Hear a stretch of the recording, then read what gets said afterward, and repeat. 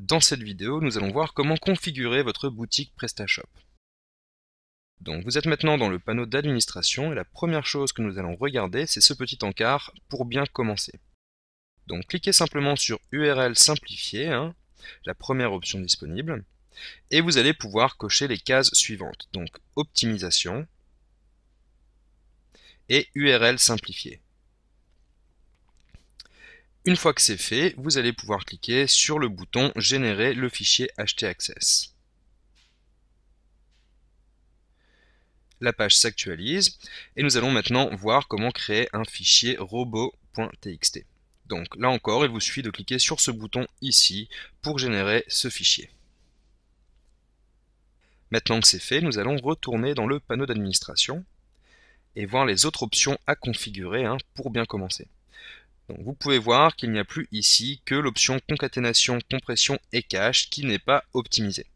Donc vous pouvez cliquer dessus et vous pourrez voir qu'en fait, il n'est pas conseillé d'activer cette option tant que vous êtes encore dans la phase de développement de votre site, ce qui est donc le cas à l'heure actuelle.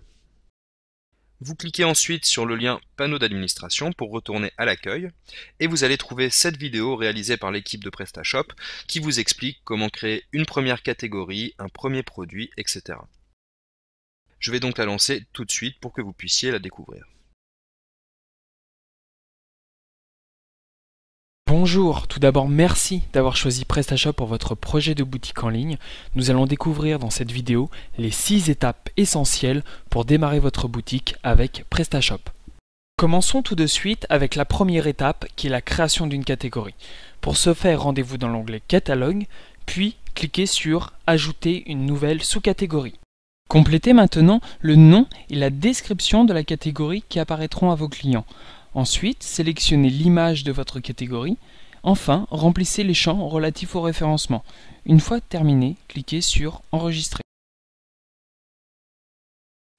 Passons à la seconde étape, la création d'un produit. Sélectionnez la catégorie de votre choix, puis cliquez sur le bouton Ajouter un nouveau produit.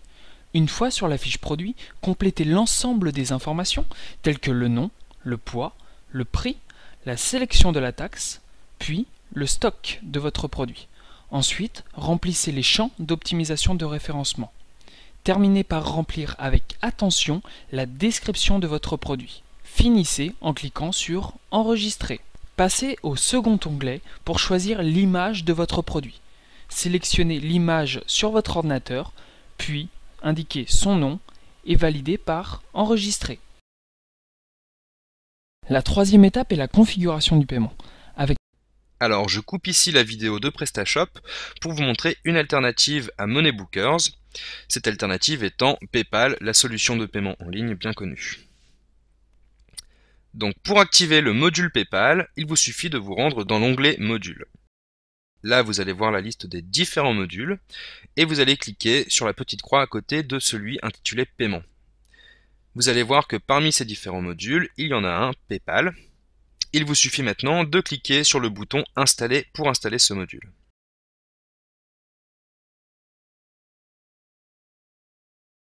Une fois que c'est fait, vous allez voir qu'un nouveau lien configuré existe dans ce petit onglet PayPal. Donc cliquez sur le lien configurer et nous allons configurer PayPal pour que votre boutique puisse accepter les paiements par ce moyen. Donc vous allez pouvoir choisir votre solution et celle qui est cochée par défaut correspond à la plupart des cas. Donc il vous suffit ici de cliquer sur Valider avant de passer au deuxième onglet qui est l'onglet Paramètres. Donc devant le mode test, vous allez choisir Désactiver.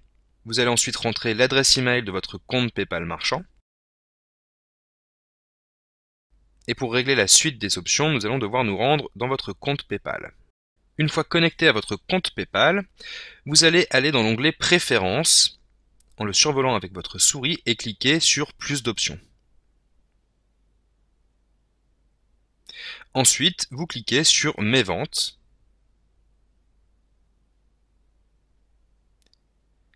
Et vous allez voir une ligne intitulée Accès à l'API. Donc devant cet accès à l'API, vous allez cliquer sur Mettre à jour.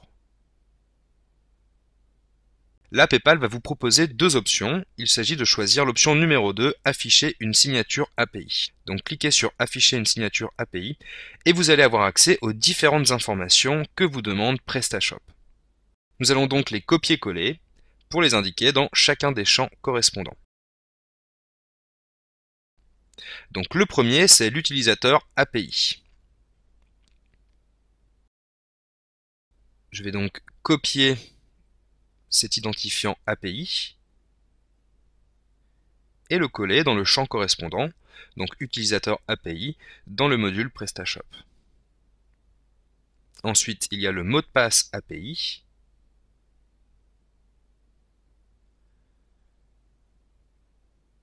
Et enfin, la signature API.